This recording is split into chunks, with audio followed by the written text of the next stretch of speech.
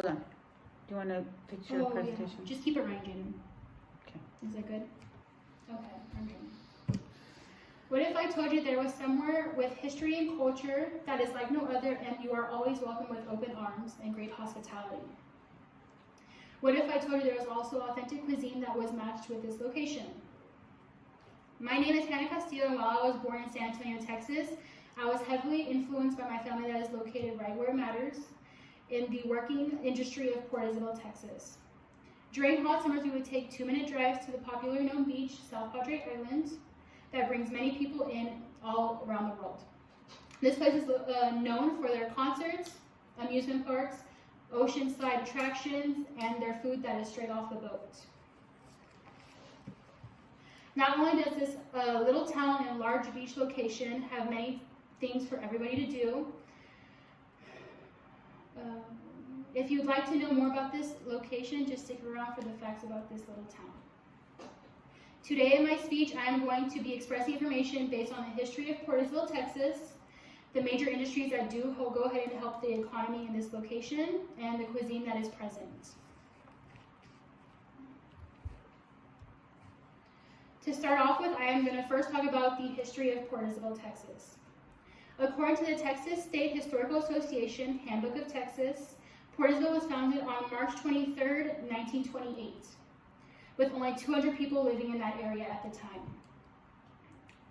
When they started to found this location, they only used their natural resources, would be the ocean, the land they had for cotton, corn, stuff like that. To begin with, Native Americans were the only ones that did go ahead and populate this area with wildlife until the Spaniards came and moved all the Indians out of the area. Again, after they started founding it with just the Spaniards and what they had left of the Native Americans, they were able to start using the resources to go ahead and build a stable economy.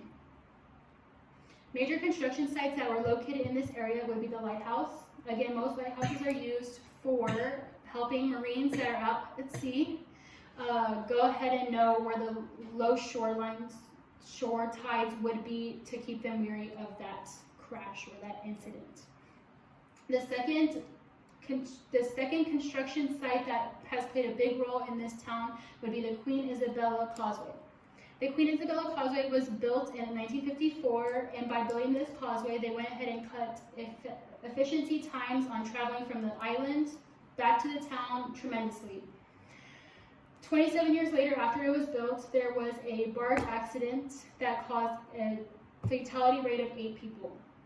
Again, after that, it was rebuilt to where it was working again, helping people go from the town to the island and thus forth, going back and forth to go ahead and continue with their everyday lives.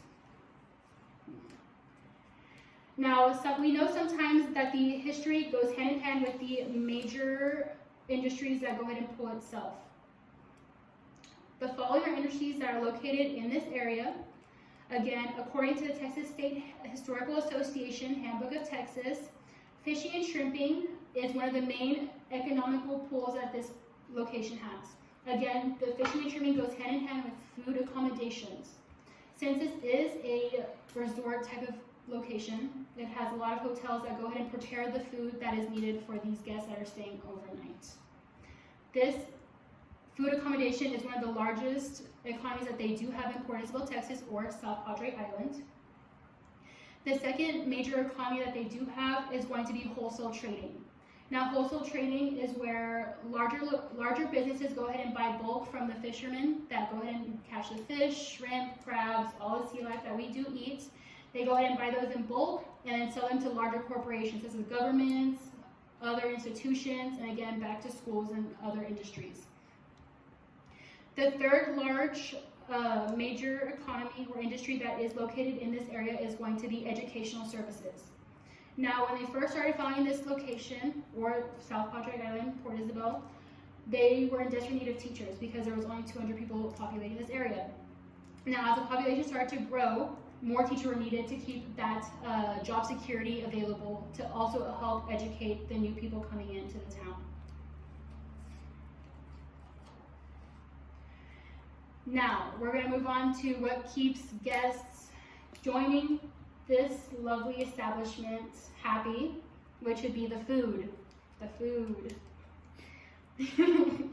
Fresh crab, shrimp, and fish is always a hit, especially in an area where there is an ocean. According to Texas Monthly's article entitled The Sure Thing, Joe Potosky went ahead and visited South Padre Island for a trip. He went ahead and stated that not only was this seafood the best seafood he's ever had, but he recommended going to everybody and having them try it as well. Not only are these dishes very good sized for every single person, but again, it gives that town the perfect opportunity to go ahead and showcase exactly what they're able to catch from their own boats. The next food that I'm going to talk about is meat oyster Rockefeller, since that is, again, seafood. Oyster Rockefeller is a half-shelled oyster that is usually topped with spinach, cheese, or breadcrumbs. Again, it's either baked or boiled, and it's served to guests. Again, most guests like to eat it with saltine crackers, depending on your different flavoring. But again, that's also one of the most popular foods that is served in that area.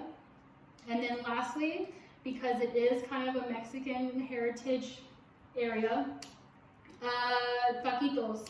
Taquitos are one of the most popular Mexican cuisine that is served in that area. These are usually mini tacos served with either barbacoa, bistec, asada, and they're served with cheese, cilantro, or lime, depending on what your flavor is.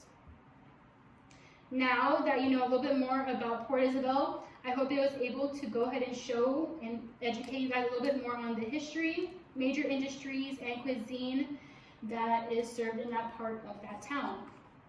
With the closing of this presentation, I hope that all of you took this information and you learned a little bit more about this lovely town. Again, I hope it also taught you guys that there is different cultures in different parts of Texas. Thank you.